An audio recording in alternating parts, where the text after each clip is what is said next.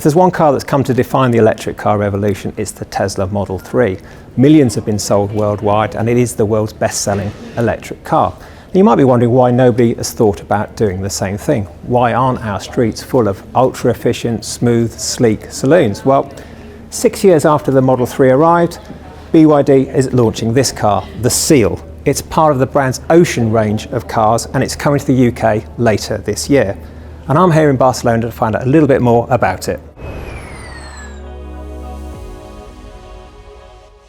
The Seal will be the third BYD model to come to the UK following the Atto 3, which launched in March, and the Dolphin, which is due by the end of the year. It's 4.8 metres long, 1.9 metres wide and 1.5 metres high, which makes it almost identical to the Tesla Model 3. What a coincidence. The exterior design I really like. It's a fairly standard 3-box saloon, but there's some lovely little details on one or two bits of the car which you think has been inspired by other people. These headlights, for example, with that kind of cut around there, it's a little bit like you'll find on a Porsche Taycan. The panoramic roof here, the glass roof, is a little bit Tesla Model 3 obviously, but I do like things like this pop-out door handles here. Very nice. And there are also some mad features as well, like this rear panel here that has this kind of cheese grater effect. These are raised quite sharp, and if you like things in straight lines and in order, the randomness of those dots may well cause you some problems. Around the back, again, it's all very neat, crisp lines. It's a saloon, not a hatchback, and you will have to put up with that Build Your Dreams logo on the back, whether you like that or not. You'll have to forgive the notepad, I'm afraid, because BYD have only just given us the stats for these cars and I haven't had time to put them in the old memory bank yet.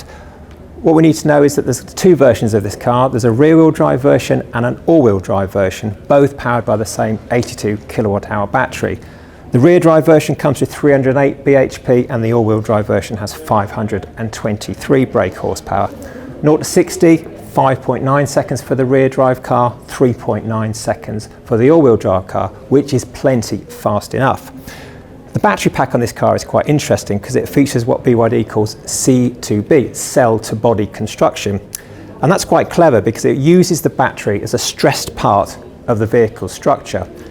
There are three advantages to that. The first is weight. Because BYD hasn't had to build a battery casing to hold the battery, it's using less metal. Less materials means less weight. The second is safety. Because this battery pack is incredibly strong, it's very good in side impacts. And the third thing is packaging. Because it doesn't need a separate battery cage, BYD has been able to build a floor that's 15 millimeters lower than you would normally expect to have. And that pays dividends inside, as we'll discover in a moment. Range, well, the rear drive version is the more efficient of the two and has a WLTP figure of 354 miles. The all-wheel drive offers 323 miles on WLTP, which isn't bad considering the performance on offer. We'd expect that to equate to between 320 and 290 miles in terms of real-world range. Now, while those performance and range figures are pretty impressive, the rapid charging setup is less so. DC rapid charging maxes out at 150 kilowatts. That's kind of okay, but the cars the Seal is competing against can manage quite a bit higher. If you're charging on AC, then 11 kilowatts is your maximum. Let's talk a little bit about switchgear, because I know that divides opinions in the comments. There's quite a good balance really. There's quite a few on the touchscreen here, and there's a few of those dreaded haptic buttons on here. The gear selector, the drive selector is really nice how that works. You've also got two rotary dials here for the volume control and changing the driving mode. There's a load more on the steering wheel, but they're fairly easy to follow, one of which controls the screen, so you can rotate the screen, do its little party trick like that. But generally speaking, it's a good balance between the two. I'm in the back of the Seal now, and it's actually a really nice place to be. This panoramic roof floods the interior with light, if we had any here. If I've got one complaint, it seems to be that the seats in front of me, they're mounted quite low to the floor, so you can't slide your feet under it, which that kind of takes away from a little bit of the legroom. But generally speaking, the armrests are in really nice positions, the seats seem comfortable. You have a little fold down panel here which hides the vehicle to load system, which is rated at 2.2 kilowatts. You also get two USB ports, one A and one C, and generally speaking, yeah, it's a comfortable place to spend some time. Let's talk very briefly about boot space. Now, it's a boot, not a hatch, but the opening is pretty big. I think that's more useful than a Hyundai Ioniq 6 is. It carries 502 litres of space in there. You've also got a false floor which pops out for other bits and pieces, and below that is another false floor for cables and emergency warning triangle, all that kind of thing.